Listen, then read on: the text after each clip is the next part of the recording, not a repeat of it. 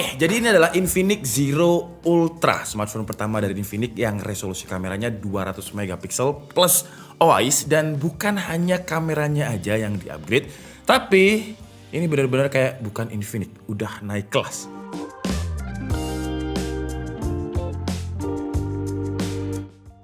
Biasanya HP Infinix itu jualan specs, jadi spesifikasinya kenceng, harganya murah. Udah dari dulu strategi marketingnya gitu-gitu aja.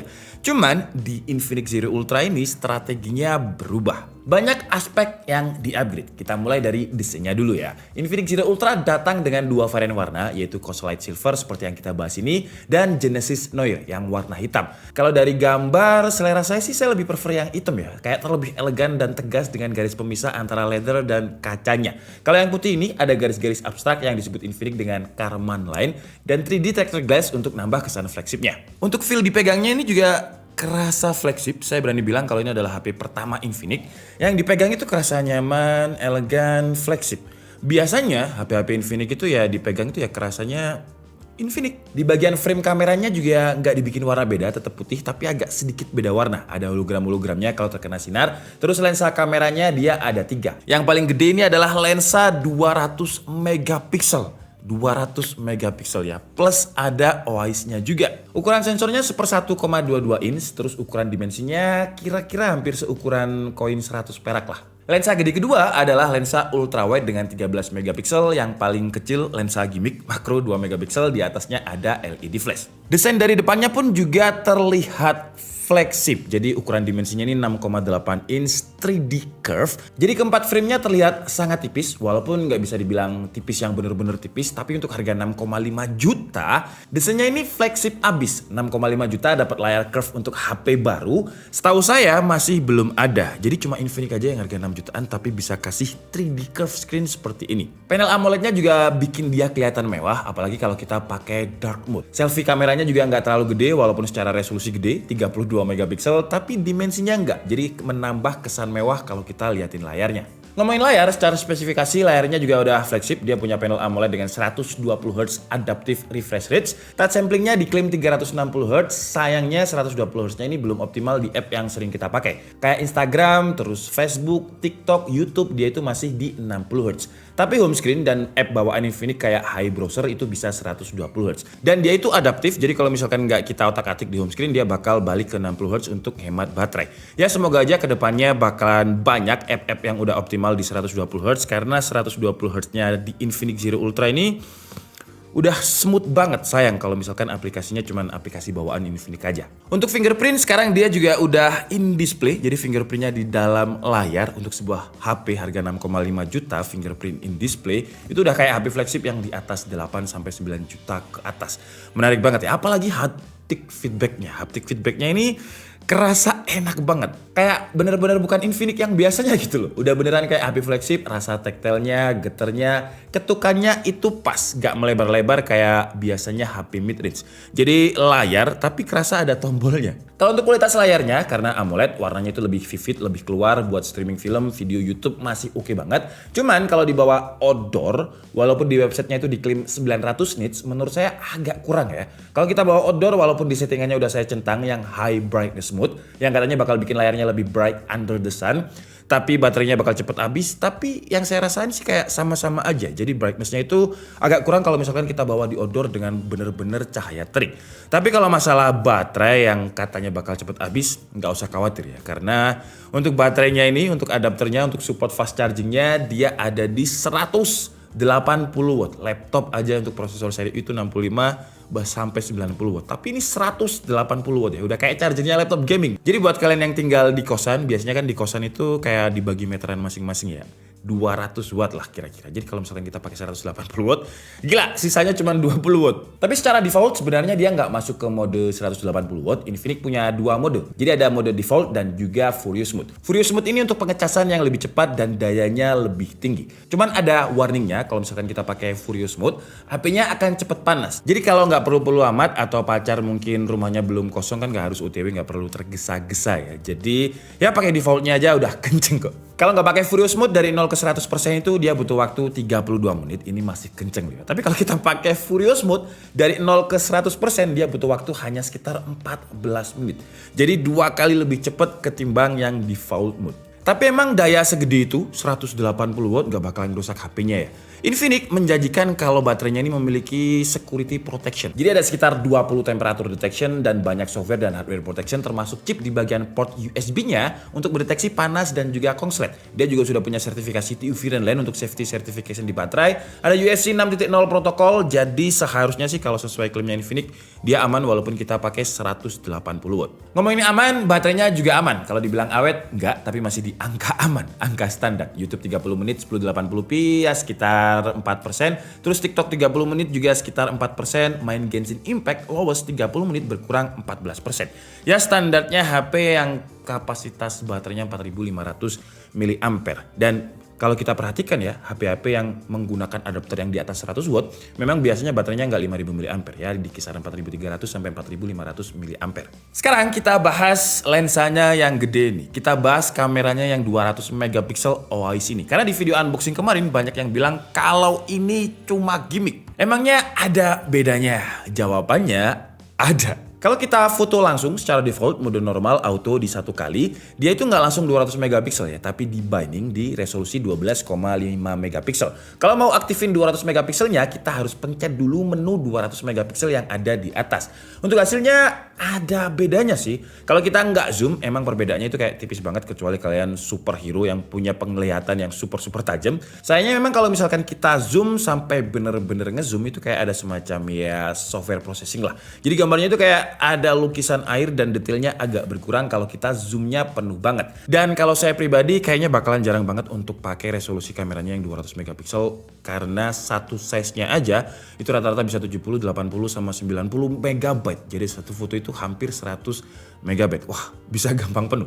Jadi mungkin akan saya pakai untuk ya occasionally lah. Jadi kayak ya kadang-kadang kalau misalkan saya pingin foto banner atau selagi saya pengen foto pemandangan dari jauh terus untuk akhirnya nanti bakalan saya zoom itu masih oke lah. Lensa ultrawide-nya memang masih ada perbedaan yang lumayan dengan main kameranya atau kamera normalnya, tapi nggak terlalu kelihatan kalau cahaya yang ditangkap itu lumayan. Di mode super night-nya, saya suka sih ya foto super night-nya ini kalau misalkan low light terlihat lebih terang, tapi nggak yang terlalu terang gitu. Jadi nuansa malamnya, nuansa low light-nya itu masih tetap kerasa.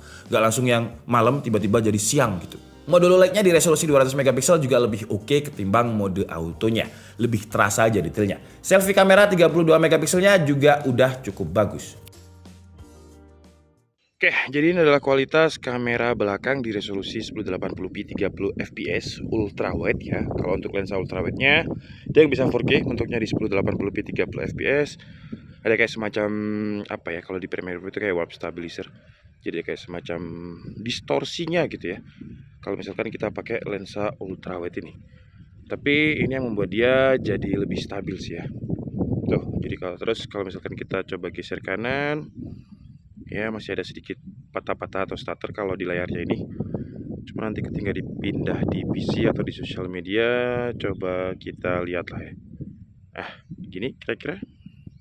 Dan sekarang ini kita pakai ultra steady-nya on. Ini better sih ya. Daripada yang tadi, ini distorsinya kayak lebih apa ya, kayak gambar-gambar yang mencengnya tadi lebih hilang kalau pakai fitur ultra steady, dan ini stabil banget sih. Saya udah jalan agak cepat, saya coba agak lari. Kira-kira seperti ini untuk autofokusnya. Sets di lensa ultrawide ini juga oke. Biasanya kan Infinix itu auto exposure-nya agak gimana gitu ya. Tapi di seri Zero Ultra ini dia udah lebih better sih. Tuh. Bisa cepat. Nah, sekarang kita cobain di resolusi 4K-nya ya. Kalau 4K-nya warnanya lebih keluar ya. Kalau lebih tajam, lebih detail, walaupun ini kalau saya gunakan untuk jalan tuh. Kalian lihat ya nggak se-steady tadi. Cuman saya penasaran kalau misalkan kita dekatkan apakah fokusnya juga cepet. Bagus ya fokusnya ya. Tuh, saya agak jauh. Dekat lagi. Ini nggak saya pencet sama sekali ya layarnya ya, jadi benar-benar main di autonya, langsung record. Kira-kira seperti ini. Sekarang kalau misalkan saya ambil dari sini, fokusnya saya lempar ke sana. Sets, oke, lumayan cepet juga. Detailnya dapat banget kalau di 4K ya. Cuman harus pakai tripod sini kalau misalkan pengen dapat gambar bagus. Tuh. Wah. Iya. Oke, ini adalah kualitas kamera depannya di resolusi 1080p 30 fps. Ini nggak pakai ultra steady, karena ultra steady-nya itu cuma bisa di 1080p 30 fps. 60 fps nggak bisa, dan kamera depannya mentok 1080p, nggak bisa 4K untuk videonya. Kira-kira seperti ini ya kalau misalkan kita gunakan untuk jalan. Bentar, saya mau cari kalau misalkan perbedaan antara low light dan nggak low light. Ya, backlight dan nggak backlight dah ya, karena sekarang belum waktunya low light. Belum ketemu, nanti aja kalau misalkan udah agak sore. Kita tes untuk HDR-nya aja. Jadi coba kita lihat apakah muka saya masih bisa terlihat. Masih sih ya, cuman langitnya itu masih agak ngeflat gitu. Untuk HDR-nya ya, jadi kira-kira seperti ini. Kalau untuk dipakai jalan di 1080p 60 fps walaupun nggak pakai ultra steady, kalau di layarnya ini sih nggak terlalu gempa ya. Tapi entah nanti ketika dipindah di PC kayak gimana. Dan sekarang kita pakai ultra steady-nya. Wow, ini lebih steady sih ya. Cuman dia jadi kayak lebih nge-crop gitu. Kalau misalkan kita pakai fitur ultra steady di 30 fps. Ya, kira-kira seperti ini. Ini tangan saya udah paling zoom, ini kondisi anginnya. Wow, kalau kalian lihat ya, anginnya tuh lagi kenceng banget. Jadi kalau misalkan suara anginnya ke filter dengan baik dan suara saya terdengar lebih jelas, berarti noise cancellingnya lumayan bagus. Cuma kalau misalkan saya gunakan agak sedikit lari, kira-kira seperti ini ya. Sekarang kita coba untuk HDR-nya ya, karena tadi ketika kita coba backlight kayak gini kita belum pakai HDR, kita coba apakah ada perbedaan. Oke, jadi ini sekarang saya aktifkan fitur HDR-nya.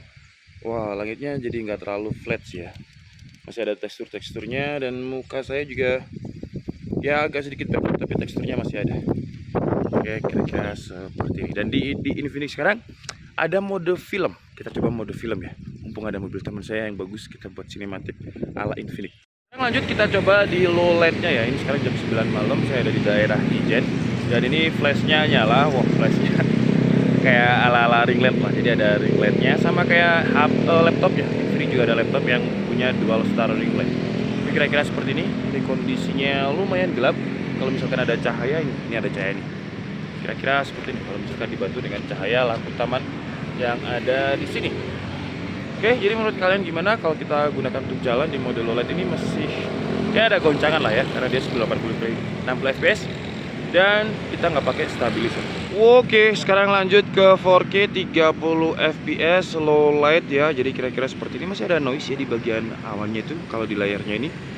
Cuman kalau kita gunakan untuk jalan, kalau malam kan biasanya ada jitter gitu ya. Jadi kalau ya masih ada, terus juga ada flare-nya juga. Kalau buat yang tanya flare, tuh. Jadi kayak semacam ada lalatnya ya.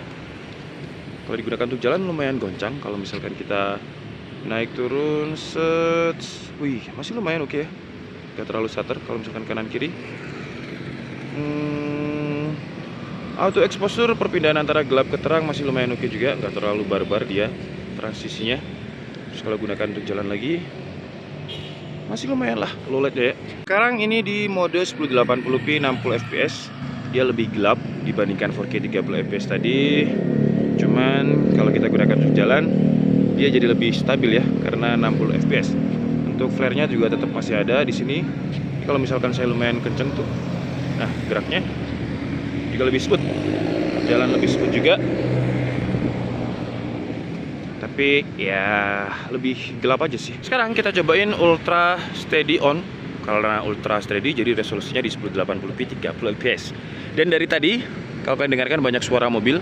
Tapi kalau misalkan suara saya bisa kedengar dengan baik ya, berarti memang mic noise cancellingnya bagus. Tapi sekarang kita coba jalan lagi. Untuk ultra steady ini saya jalan lumayan kenceng ya, masih lumayan oke sih ya. Untuk kita gerak-gerakin juga masih lumayan smooth, walaupun memang dia lebih gelap dibandingkan pakai 4K tadi. Sekarang kita masuk ke bagian performa, dan kemarin di video unboxing juga banyak yang harga 6,5 juta kok pakai Dimensity 920, harusnya bisa lebih tinggi. Cuman ya, ini menurut saya Infinix memang ya itu tadi strateginya itu lebih ke all-rounded phone gitu sekarang. Jadi bukan hanya jual spesifikasi, bukan cuma jual chipset, tapi all-rounded kayak 3D curve-nya di harga 6,5 juta, terus 200 megapiksel OIS-nya. Karena kita nggak ada perbandingan, belum ada smartphone yang 200 megapiksel, jadi kita nggak tahu 6,5 juta 200 megapiksel itu mahal atau enggak sebenarnya. Terus 180 watt-nya dapat charger lagi ya, bukan cuma support 180 watt tapi dapat charger di harga 6,5 juta ya, kita perspektifnya harus diganti. Bukan cuma lihat chipsetnya aja, tapi dari berbagai aspek yang ada di Infinix Zero Ultra ini. Karena kalau misalkan chipsetnya pakai yang lebih tinggi, udah jelas harganya bakal lebih mahal. Ini aja menurut saya Infinix udah mulai berani pergi dari zona nyamannya. Karena biasanya Infinix ya MediaTek G96 kayak gitu-gitu aja gitu. Cuman sekarang dia udah berubah dari segi desain dan juga beberapa aspek. Ini aja menurut saya pelan-pelan udah mulai bukan Infinix gitu. Jadi udah mulai naik kelas. Sebenarnya Dimensity 920 ini kalau digunakan untuk keperluan yang standar-standar aja ya masih cukup juga kok. Untuk Antutu dia itu skornya dapat ya sekitar 500.000, hampir 500.000 ya, performa mid range lah. Untuk Geekbench single core-nya itu di 700, multi core-nya 2035. Untuk 3D Max slingshot itu sekitar 4000, wildlife extreme-nya 634, tapi kalau misalkan kita stress loop dia juga punya stability yang bagus. Dapat skor stability-nya itu 98,1%. Emang kalau misalkan kalian menjuluki Infinix itu dengan pawang MediaTek, bener sih ya. Karena MediaTek di Infinix itu jarang banget throttling. Di tes gamingnya, PUBG M dia dapat settingnya itu smooth extreme untuk Dimensity 920 di Infinix Zero Ultra ini, dan hasilnya gak ada masalah sih ya, dia bisa stabil di kisaran 60 fps, walaupun kadang kalau misalkan lagi war atau lagi scene-nya padat naik mobil, dia bisa turun, tapi turunnya itu di kisaran 50-an fps, di masih angka aman. Kalau di game Genshin Impact dengan resolusi Full HD, grafiknya lowest, dia bisa dapat average itu ya masih di angka playable lah, walaupun gak bisa stabil di 60 fps, tapi di kisaran 34-35 fps, tapi kadang juga drop di bawah 30 fps. Kalau urusan audio, menurut saya juga udah cukup bagus di Infinix Zero Ultra ini. Mau nonton drakor tanpa earphone, suaranya masih cukup powerful, gak cuma ada doang. Kalau dibilang powerful banget, ya masih banyak brand lain yang lebih powerful. Cuman untuk Infinix ini adalah audio terbaik dari HP Infinix yang pernah saya coba. Oke lah, jadi mungkin cukup segitu aja video review dari Infinix Zero Ultra ini. Kesimpulannya menurut saya Infinix udah mulai berani lah pelan-pelan keluar dari zona nyaman, keluar dari zona aman. Dengan desainnya yang dulu cuma ya gitu-gitu aja, mainstream banget, sekarang udah mulai merambah ke flagship dengan desain 3D Curve AMOLED screen yang feel-nya untuk HP 6,5 juta juga udah flagship. Dipegang gitu enak, kerasa banget premiumnya. Selain dari segi desain, Infinix juga mencoba menjadi yang paling-paling dengan memberikan 200 megapiksel. Walaupun ya 200 megapikselnya nggak bakalan sering saya pakai. Cuman ini adalah smartphone pertama dengan 200 megapiksel plus OIS. Terus dia juga kasih kita 180 watt Thunder Charge yang 0 ke 100% itu cuma butuh waktu 14 menit kalau kita pakai Furious Mode. Dimana brand lain ada beberapa yang nggak kasih charger, malah Infinix kasih kita 180 watt yang ngecasnya super kenceng. Selain ngasih kita 200 megapiksel serta Thunder Charge 180 watt, Infinix juga ngasih kita NFT. Jadi NFT-nya ini bisa kita dapetin di dalam paket pembeliannya. Dia kasih kartu yang isinya ada barcode dan kita bisa scan aja dan nanti langsung klaim. Kita udah klaim dan animasinya menurut saya keren sih ya animasinya. Kalau untuk kekurangannya, SIM tray-nya ini dia nggak bisa extend micro SD lagi. Jadi kalau misalkan kalian mungkin kerjanya ngeprint banner tiap hari dan pakai kamera 200 megapikselnya, 256 GB ini ya bakalan lebih cepet penuh lah. Karena satu fotonya itu size-nya gede banget, bisa sampai 90 megapiksel. Ya saran saya pas di momen tertentu aja lah pakainya. Terus dia juga nggak ada audio jack, tapi sama Infinix masih dikasih dongle. Baterainya standar di 4500 mAh, kalau dibilang awet juga nggak, aman lah. Cuman kalau untuk kecasnya tadi ya kalian bisa lihat sendiri, 14 menit untuk ke 100%. Kalau soal chipset dibilang kekurangan, saya agak kurang setuju sih ya. Kalau misalkan kita cuman carinya yang price to performance, ya bukan Infinix Zero Ultra ini. Kalau memang carinya cuman performa aja, chipset aja, masih banyak HP lain 6 jutaan yang lebih kenceng dari Infinix Zero Ultra ini. Cuman kalau kita cari HP yang lebih all-rounded, kayak desainnya 3D curve screen, dipegang itu nyaman tuh. Pegang satu tangan ini kerasa nyaman, kerasa banget flagshipnya. Terus kameranya kalian pengen nyobain 200 megapiksel OIS, 180 watt. Ya pokoknya perspektifnya bukan cuma di chipset aja, lebih ke all-rounded. Ya Infinix Zero Ultra ini bisa menjadi referensi yang menarik. Karena di harga 6,5 juta, fiturnya kebanyakan menurut saya. Oke, jadi mungkin cukup segitu aja video kita kali ini. Saya minta maaf kalau ada kesalahan dalam penyampaian informasi. Seperti biasa, kalian bisa mengkoreksinya di kolom komentar. Saya Nikita Budi, and see you on the next video. Bye-bye.